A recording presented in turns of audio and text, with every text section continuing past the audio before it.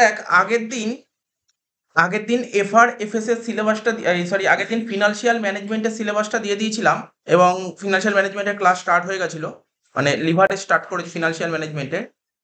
আজকে আমরা যে একটা সাবজেক্ট সেটা হচ্ছে এফআরএফএস এ, খুব ইম্পর্টেন্ট একটা সাবজেক্ট 6 সেমিস্টারে অ্যাকাউন্টিং অ্যান্ড ফাইন্যান্সের। ঠিক আছে, এই সাবজেক্টটা সিলেবাস এবং কোশ্চেন প্যাটার্নটা নিয়ে ডিসকাশন করে দেবো। ঠিক আছে, সিলেবাস এবং কোশ্চেন প্যাটার্নটা নিয়ে। ঠিক আছে, অনার্স এবং জেনারেল সবাইকে এটা পড়তে হবে।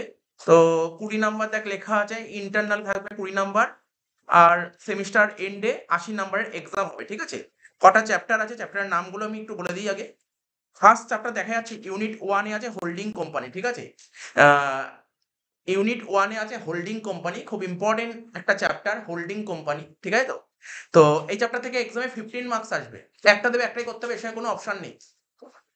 তো কেউ যদি হোল্ডিং কোম্পানি না করে যায় তাকে পুরো 9 নাম্বার ছেড়ে দিয়ে চলে আসতে হবে পরীক্ষা হলে। ঠিক আছে, হোল্ডিং কোম্পানি একটা দেবে, একটাই করতে হবে। ঠিক আছে, খুব ইন্টারেস্টিং চ্যাপ্টার, অনেক শেখার আছে এই চ্যাপ্টার থেকে।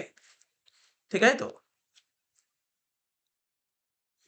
তারপর হচ্ছে ইউনিট 2-তে করা আছে দেখ অ্যাকাউন্টিং স্ট্যান্ডার্ড। ঠিক আছে, অ্যাকাউন্টিং স্ট্যান্ডার্ড আমাদের বেশি অ্যাকাউন্টিং স্ট্যান্ডার্ড পড়তে হবে না অ্যাকচুয়ালি।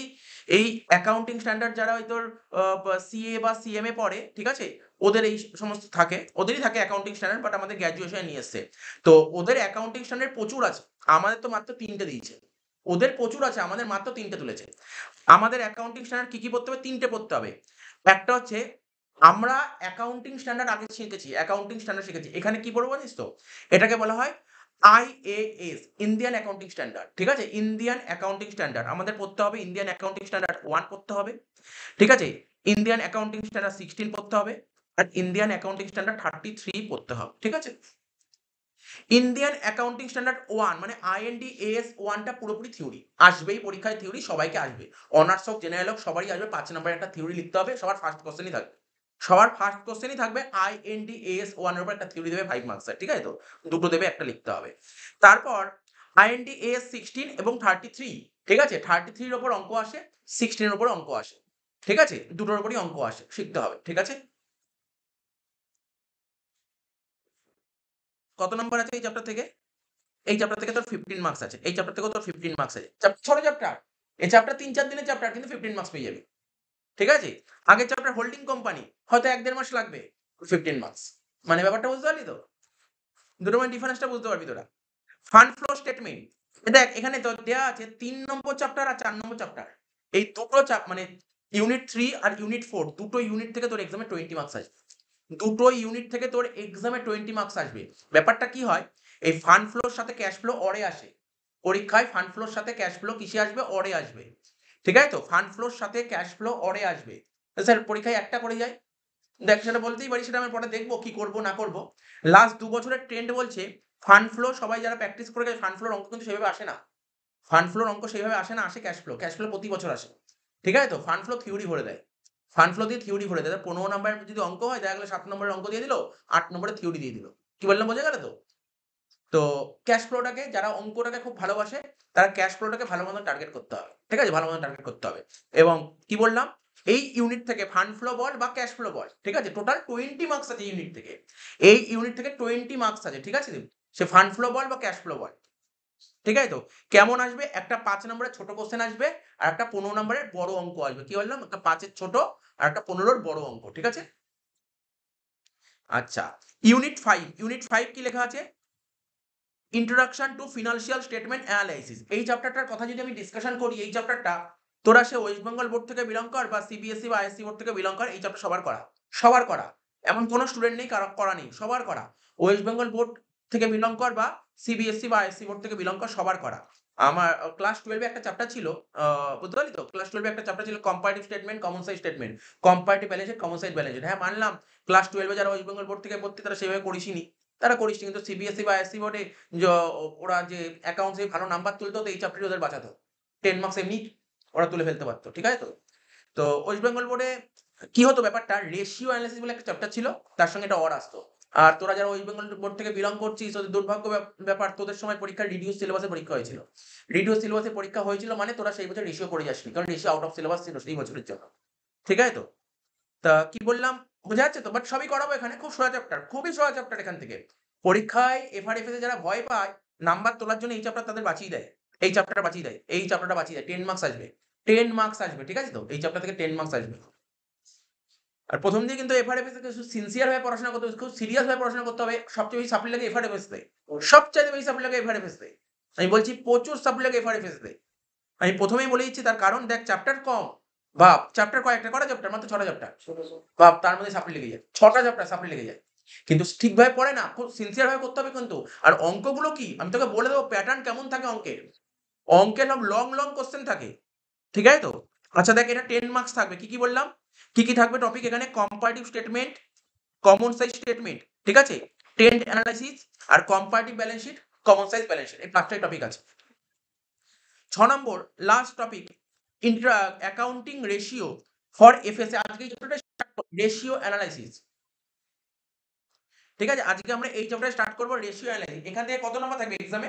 20 মার্কস থাকবে, 20 মার্কস, ঠিক আছে? 20 মার্কস কেমন? 5 নম্বরে একটা শর্ট কোশ্চেন থাকবে আর 15 নম্বরে একটা বড় কোশ্চেন থাকবে, ঠিক আছে? 5 এর ছোট কোশ্চেন আর 15 বড় কোশ্চেন, 20 নাম্বার থাকবে রেশিও। অনেকে ভয় পায়, বাট আমি আর আমরা প্রথমে রেশিওই করাবো, ভয় থাকবে না, ভয় কাটিয়ে দেবো বলেই সবাই ভয় পায় বলেই প্রথমে এটা করি, ঠিক আছে?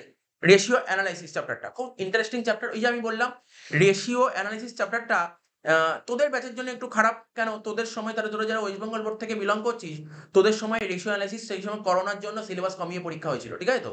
তো সেই সময় সেই বছরের জন্য তো তোদের রেশিও অ্যানালাইসিসটা আউট অফ সিলেবাস করে দিয়েছিল, ঠিক আছে? বলছে রেশিও করতে হবে না। তো যাদের করা ছিল তাদের তো, যারা সিবিএসই বা আইএসসি বোর্ড থেকে পড়ে, তারা যারা রেশিও করেছে এখানে ওদের অনেক বেনিফিট আছে, কারণ সমস্ত জিনিসই ওরা কভার করা, সব জিনিস কভার করা সিবিএসই বা আইএসসি বোর্ড থেকে যারা এসছে। ওদের অ্যাকচুয়ালি বলতে পারিস সিবিএসই বা আইএসসি বোর্ড থেকে যারা এসছে তারা একটা চ্যাপ্টার বাদে সব করা চ্যাপ্টার ওরা করা, সব চ্যাপ্টার করা মোটামুটি একটা চ্যাপ্টার বাদে। সেটা কি হোল্ডিং কোম্পানি ওরা জানে না, আর কোনটা জানে না, ইন্ডিয়ান অ্যাকাউন্টিং স্ট্যান্ডার্ড, এই দুটো চ্যাপ্টার জানে না। বাকি কিন্তু ওরা কম বেশি সব জানে। ক্যাশ ফ্লো স্টেটমেন্ট জানে ওরা, আমরা ক্যাশ ফ্লো করেছি, আমরা ওয়েস্ট বেঙ্গল বোর্ডে ক্যাশ ফ্লো একদম বেসিক অঙ্ক করেছি। আর এখানে গ্র্যাজুয়েশন লেভেলে যেরকম লেভেলের অঙ্ক আসে ওরা সেই লেভেলে অঙ্ক প্র্যাকটিস করেছে, কারণ আমাকে প্র্যাকটিস করাতে হয় সিবিএসই বা আইসিসি বোর্ডে এই ধরনের অঙ্কই প্র্যাকটিস করাতে হয়। যাক সেটা ব্যাপার না, তোরা যেই বোর্ড থেকে আসে আমাকে তো আবার প্রথম থেকে করাতে হবে, তো আমরা প্রথম থেকেই করাবো, ঠিক আছে তো? আচ্ছা যাই হোক, এটা হলো। এবার কোশ্চেন প্যাটার্নটা আমাদের বলে দিই।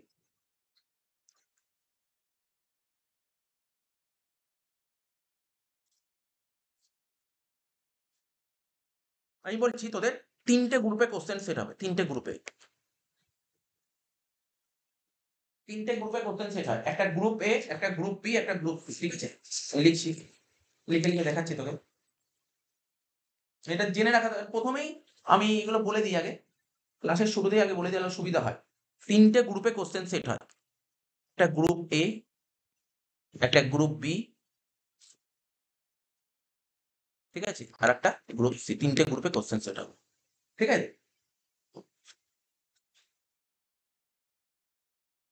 গ্রুপ এ থেকে তোকে 5 নম্বরে 3টে কোশ্চেন অ্যাটেন্ড করতে হবে। কত বললাম? 5 নম্বরে 3টে অ্যাটেন্ড করতে হবে। কত হলো? 3 5 15। অপশন থাকবে, অপশন থাকবে। কটা অপশন থাকবে? দুটো অপশন থাকবে। এর মধ্যে দুটো কোশ্চেন অপশনে আসবে। বোঝা গেল কি বললাম? গ্রুপ এ থেকে তোকে 5 নম্বরে 3টে অ্যাটেন্ড করতে হবে। কটা? 5 নম্বরে 3টে অ্যাটেন্ড করতে হবে, 15 নাম্বার, ঠিক আছে? দুটো কোশ্চেন অপশনে থাকবে। এবার গ্রুপ বি থেকে তোকে 10 নম্বরের একটা করতে হবে। 10 নম্বরের একটা করতে হবে, কত? 10 মার্কস, ঠিক আছে? 10 মার্কস। এখানে অপশন থাকবে, ঠিক আছে? এখানেও কিন্তু অপশন থাকবে, ঠিক আছে? এখান থেকেও কিন্তু তোর অপশন থাকবে। একটা থাকবে, একটা অপশনে থাকবে, ঠিক আছে তো? আর রইল কি? Group C. তাহলে গ্রুপ সি থেকে কত করতে হবে? 15 নম্বরের 3টে অ্যাটেন্ড করতে হবে, কত? 45 মার্কস। দেখ তো 80 হচ্ছে? 15 আর 10 25। হ্যাঁ, হ্যাঁ। আচ্ছা গ্রুপ বি থেকে 10 নম্বরের দুটো করতে হবে, সরি, এটা দুটো করতে হবে, 10 নম্বরের দুটো আছে, সরি। গ্রুপ বি থেকে 10 নম্বরের দুটো করতে হবে, কত হলো? 20 নাম্বার, ঠিক আছে? একটা কোশ্চেন অপশনে থাকবে। গ্রুপ বি থেকে 10 নম্বরের দুটো করতে হবে, তার মধ্যে একটা কোশ্চেন অপশনে থাকবে। আর গ্রুপ সি থেকে তোকে 15 নম্বরের 3টে করতে হবে। গ্রুপ সি থেকে তোকে 15 নম্বরের 3টে করতে হবে, 45 মার্কস। তার মধ্যে দুটো কোশ্চেন অপশন আসবে, দুটো কোশ্চেন অপশন থাকবে, ঠিক আছে তো? আমি তোকে বলেই দিচ্ছি গ্রুপ সি থেকে 15 নম্বর কি অঙ্ক করতে দেয়। দেখ গ্রুপ সিটা লিখছি কি কি দেয়, আমি বলেই দিচ্ছি এইগুলোই দেয় পরীক্ষায়। একটা দেবে হোল্ডিং কোম্পানি, একটা দেবে হোল্ডিং কোম্পানি, যেটা তোর কম্পালসারি, যেটা তোর কম্পালসারি, এর সঙ্গে কোনো অপশন থাকবে না। নেক্সট ফান্ড ফ্লোর সাথে তোর অরে দেবে কি ক্যাশ ফ্লো অরে আসবে, ফান্ড ফ্লোর সাথে ক্যাশ ফ্লো অরে আসবে, এটাও 15 মার্কস আসবে। কি বললাম 15 মার্কস, ঠিক আছে। ফান্ড ফ্লোর সাথে ক্যাশ ফ্লো অরে আসবে, কিন্তু ক্যাশ ফ্লো তুই গোটা সাম পাবি, গোটা অঙ্ক পাবি, 15 নাম্বারের অঙ্ক পাবি। কিন্তু ফান্ড ফ্লোর কেমন থাকবে আমি তোকে বলছি।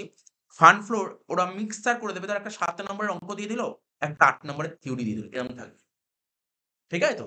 কেউ যদি মনে করে যে অনেকে ফান্ড ফ্লোটাকে টার্গেট করে যায় অঙ্ক, কিন্তু আমি বললাম না, ওরকম টার্গেট করবি না।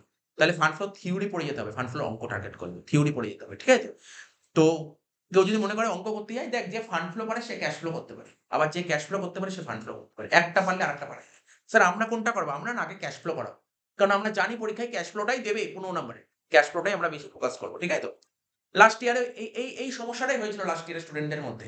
লাস্ট ইয়ারে অনেকে না ফান্ড ফ্লোটাকে টার্গেট করে চলে গেছিল, মানে ক্যাশ ফ্লো করে যায়নি, ফান্ড ফ্লোটাকে টার্গেট করে চলে গেছিল। এবার কি হয়েছিল, যেই পরীক্ষা হলে কোশ্চেন পেপার দেখছে যে ফান্ড ফ্লো থিওরি দিয়ে দিয়েছে, আর অঙ্ক দিয়ে দিয়েছে, ওর সঙ্গে আধা অঙ্ক দিয়েছে, মানে ও তো 15 নম্বর টার্গেট করেছিল, ওখানটা ফেসে গেছে। এবার যে সমস্ত স্টুডেন্ট সমস্ত চ্যাপ্টার করে গেছে, ধর ক্যাশ ফ্লো করে গেছে, তাতে কোনো সমস্যা হয়নি। ওটা তো অন্য চ্যাপ্টার না, দিয়েছিল, ট্রেন্ড দিয়েছিল। আচ্ছা দেখ, 2 নম্বর বললাম, 2 নম্বর বললাম।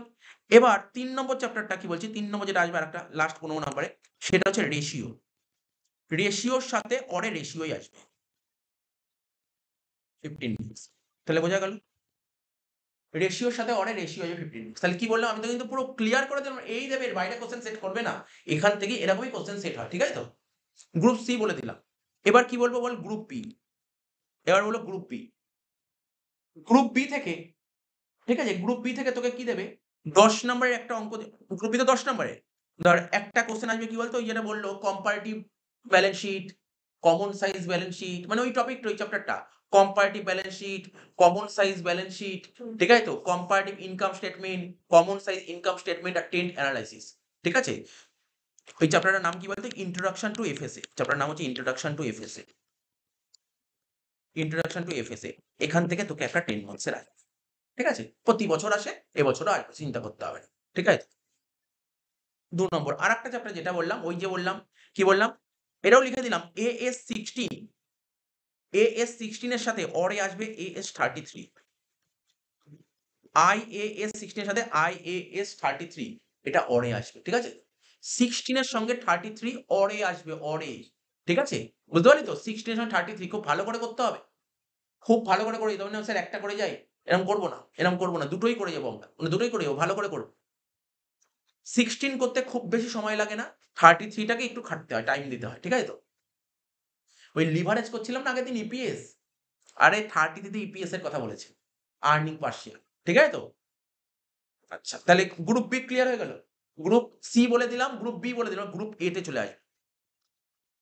এতে 5 নম্বরে 3টে অ্যাটেন্ড করতে হয়, 5 নম্বরে 3টে। তাও বলেছি কি দেবে 5 নম্বরে 3টে। 5 নম্বরে 3টে কি দেয়? প্রথম কোশ্চেন থাকবে তোর, কি বললাম, ওই আইএনডি AS1 থেকেই থিওরি আসবে। তাও তো বলে দিলাম কোথা থেকে থিওরি দেবে, আমি বলেই দিচ্ছি কোথা থেকে থিওরি দেবে। IND AS1 থেকেই থিওরি দেবে, অন্য কোনো জায়গা থেকে থিওরি দেবে না।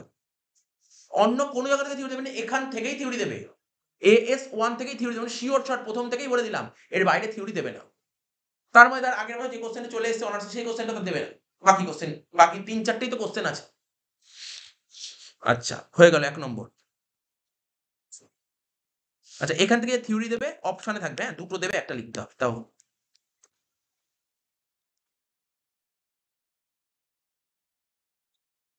নেক্সট 2 এর দাগে, 2 এর দাগে একটা 5 নম্বরের একটা অঙ্ক দেবে, সেটা কি, cash flow or fund flow থেকে।